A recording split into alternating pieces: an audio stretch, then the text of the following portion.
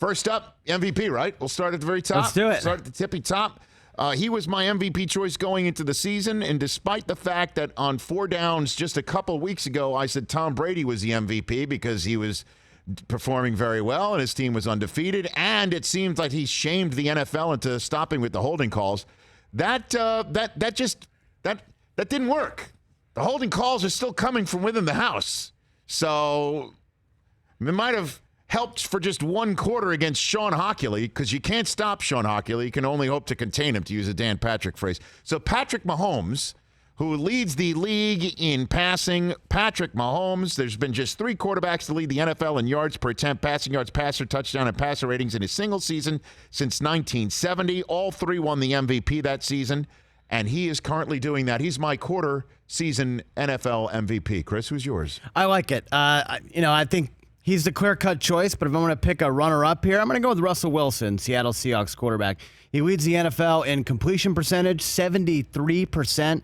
He is second in touchdown-interception ratio, only behind Patrick Mahomes, 8-0. He's second in passer rating, nearly 119. And the Seahawks are 3-1, which I don't think a lot of us would have predicted heading into the year. Okay. And they're going to win tonight. Oh, you think, well, how about that? By the way, John Walsh, the godfather of SportsCenter, who's had many a mention here on this program, hated the on-pace statistic, hated it, because invariably the pace will not be met. Right.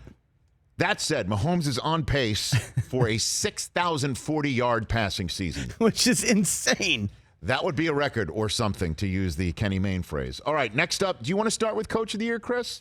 Sure, I'll go Coach of the Year. I'm looking at the 3-0 San Francisco 49ers. I'm going to go Kyle Shanahan is my Coach of the Year so far. It's the best division in the NFL, and they sit atop it.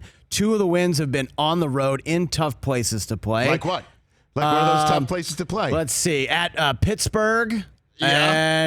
And No. Pittsburgh was their home game. Oh, that Pittsburgh was their home one. At Cincinnati and at Tampa were their home. Tough places to play. West Coast going east, That's which true. is doesn't always work out so Eastern well. Starts, yes. And look, I just like the way they look. They're rebounding well after last year with Jimmy G getting hurt. I just think you got to go off the board for Coach of the Year. It's never the obvious pick. Yes. And so I like Kyle Shanahan so far after 4 games. I'm going to go off the board as well for Coach of the Year here, because the guy gets no respect. He's the Rodney Dangerfield of National Football League coaches. He's Andy Reid. Andy Reid does not have Tyreek Hill. His running back group came into the season led by Damian Williams, Bills Castoff, for the lack of a better phrase, LaShawn McCoy, and a couple other guys that nobody's ever heard of until they look to their waiver wire to see who can get. Mecole Hardman, a whole bunch of other wide receivers, again, that you don't know until they're on their waiver wire. And he made the move to go get a new defensive coordinator, and so far the SPAG system has worked.